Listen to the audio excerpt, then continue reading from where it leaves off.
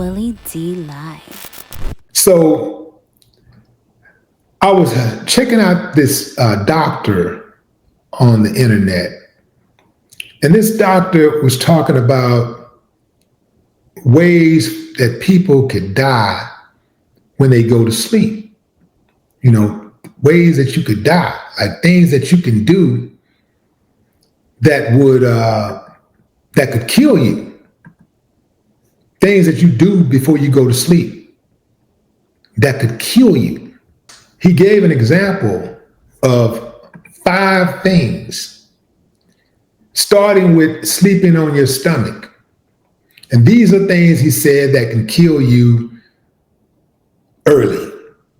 May not kill you right away, may not kill you that night, just sleeping on your stomach that particular night. But over time, it does things to your body. So I wanted to share this with y'all, fam, because I love you for real. And I want you to be all right. I want you to be all right. Sleeping on your stomach isn't usually deadly, but it can strain your body in ways that may worsen health problems. You got to hear me out on this, fam, because I might just save your life. This man offered 5 things that could get you put you in a bad position before you sleep. 5 things that you can do that might contribute to you dying early. 5 things that you could do before you go to sleep, that could contribute to you dying early. So sleeping is number 1, but the 5th one will knock you off your feet. You're not going to see the 5th one coming at all. You're not going to see the 5th one coming at all. Let's start, though, with sleeping on your stomach. So the neck and spine compression. This position forces your neck to twist for hours, potentially compressing nerves and restricting blood flow. Chronic spinal misalignment can contribute to long-term nerve or breathing issues. Lying face down can make your chest work harder to expand, which can slightly reduce airflow, especially for people with asthma, obesity, or sleep apnea.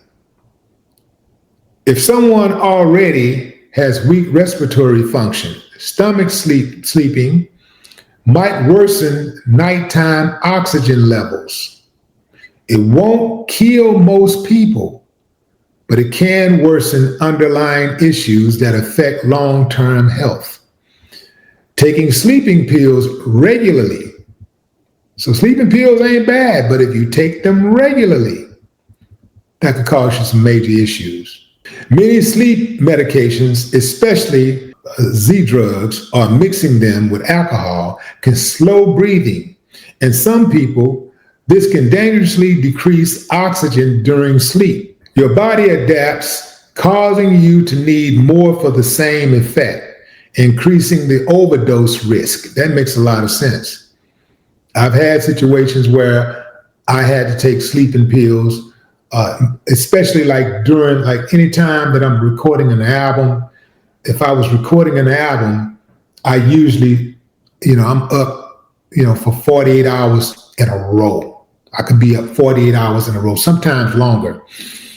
And I would just have to take some type of sleeping agent so that I could get some rest. What happens over time is those sleeping agents starts to get weaker because you're taking it so much, your body becomes immune to the recommended dosage. And so you take more and then you mess around and overdose. So your body, so what happens is that it's dependence and tolerance. Your body gets dependent on it, and your body becomes also tolerant of the recommended dosage. And your body adapts, causing you to need more for the same effect, increasing the overdose risk. It worsens sleep apnea. These medications relax throat muscles, making breathing interruptions more severe. Regular use under medical supervision is sometimes safe, but regular unsupervised use raises real health risk. Eating a heavy meal at night. I've been guilty of this. A big late meal can affect your sleep and your long-term health. Reflux and aspiration risk. Large meals increase stomach acid. When you lie down, acid or food can move upward. In rare cases, people with severe reflux or certain conditions can aspirate, which means inhale stomach contents, which can cause pneumonia. It raises nighttime blood sugar and heart strain. Heavy fatty meals force your heart and digestive system to work harder during the time they should be recovering. Poor sleep quality. Fragmented sleep increases long-term risk of heart disease, obesity, and insulin resistance. So, you family, it ain't gonna kill you immediately, but over time, it can raise long-term health risk significantly. Eating a heavy meal at night. Don't do it. Sleeping with your phone near your head. We've heard this one. I used to do that. I just stopped doing that. I've been hearing about it, but I just started taking action a few months ago. But not only am I going to tell you, fam, what's going on with the, in these bad habits, but I'm going to give you some actionable things that you can do to mitigate your risk, right? So sleeping with your phone near your head. Phones near your head are not dangerous because of radiation. We've been told that it is dangerous because of radiation. But according to this report, phones near your head are not dangerous because of radiation. That risk is unsupported by current evidence. The real dangers comes from sleep disruption, which makes a lot of sense. Blue light exposure. Notifications or screen glow can disrupt melatonin, the hormone responsible for deep restorative sleep. Restorative sleep. Microarousals. Even vibrations or silent notifications activate your brain silently, reducing deep sleep. Chronic poor sleep is linked to heart disease, stroke, obesity, memory and immune suppression, increased stress. Sleep interrupted by messages or alerts increases nighttime cortisol, stress hormone. Okay, so it won't kill you, but it damages the quality of sleep that protects your heart and brain. And here's that big one I was talking about, fam. Sleeping with the TV on. This one has surprising effects. They got me on this one. I didn't know, but it makes sense because this is what happens to me when I sleep with the television on. Oh, by the way, if you can, try to get the television, keep the television out of your bedroom. Okay, so light exposure, disrupted melatonin. Even low light keeps your brain partly awake, preventing deep restorative sleep stages. Increased nighttime stress. Rapid changes in sound and brightness can spike micro stress responses, raising your heart rate. Sleep fragmentation. Your brain keeps processing voices or music from the TV, which prevents memory consolidation and physical repair. See, that is what gets me right there. I'm acutely aware of that brain processing voices and music from the TV. Yeah. A long-term risk. Chronic poor sleep increases the odds of cardiovascular disease, depression, diabetes, cognitive decline, all killers. Sleeping with the TV on won't instantly harm you, but it contributes to ongoing sleep loss, which is linked to premature mortality over decades. So you might be able to keep the TV on and live to 90. But if you didn't keep the TV on when you went to sleep, perhaps you would have busted 100. So here are some things that you can do to have a healthier, realistic habits. And this is designed to improve sleep quality and reduce long-term health risk, okay?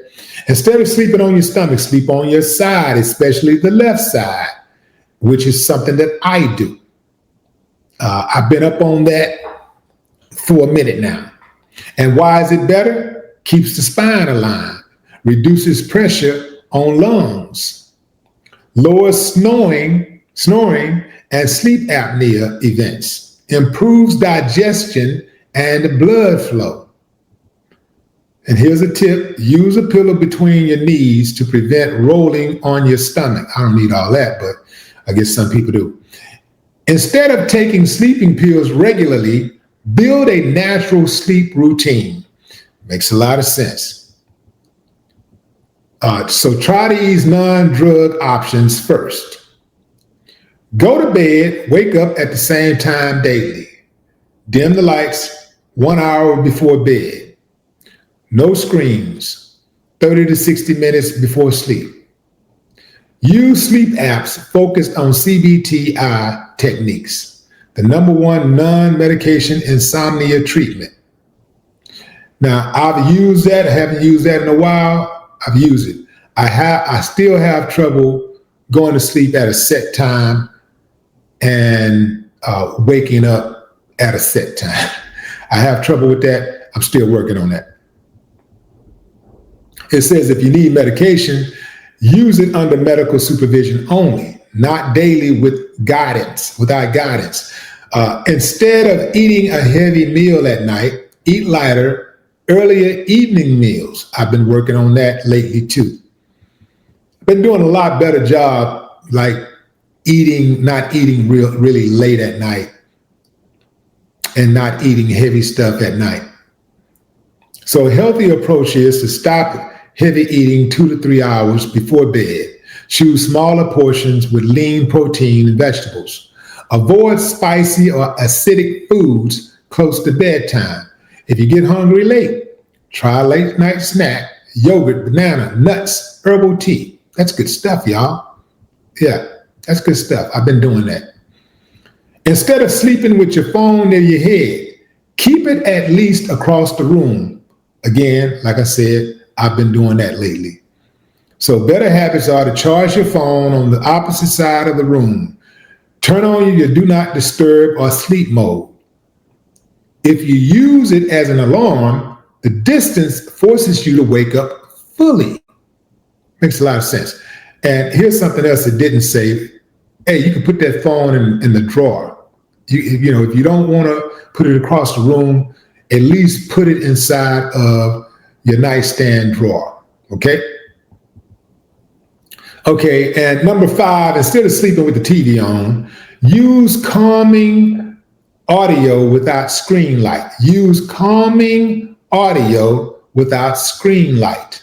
Healthy alternatives are white noise machine, rain sounds, ocean waves, audiobook, or low volume sleep playlist. Set a timer. Meditation apps with sleep stories. These help you fall asleep without the blue light or the constant changes in volume that disturb sleep cycles. So let me tell you about those constant changes in volume that disturb sleep cycles. There used to be this preacher. There was this preacher used to come on late at night. And when I used to leave my television on and I'd fall asleep. And he was the handkerchief preacher. He would offer a handkerchief to you if you give him some money.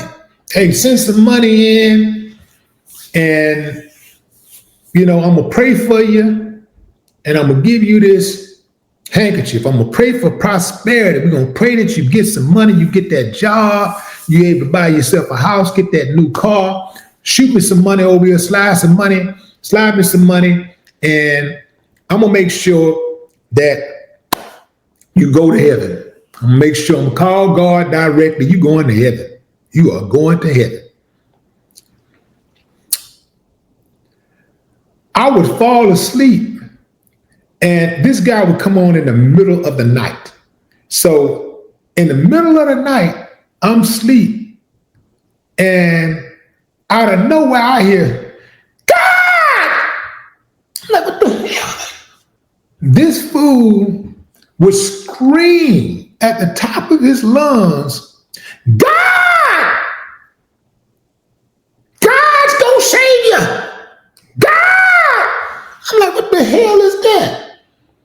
I jump up, man, turn this fool off. I think that's what broke me up from falling asleep with the TV on. This fool would come out of nowhere just screaming and stuff, man. I'm like, what the hell wrong with this dude? God! Then I saw him at the probation officer.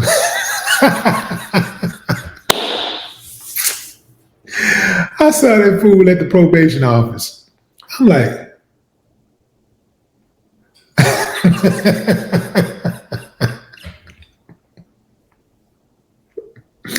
family, ain't nothing like being a bad actor, right? There's nothing like being a bad actor and you thinking that you're the bad guy. And you walk in to see your probation officer and you see the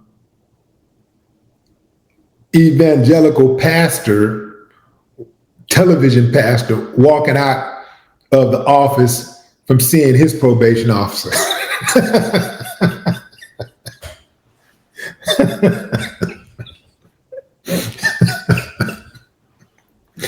Yeah, fam. I saw that fool like visiting his probation officer. Man, I'm like, man, hold on, man. Man, hold up.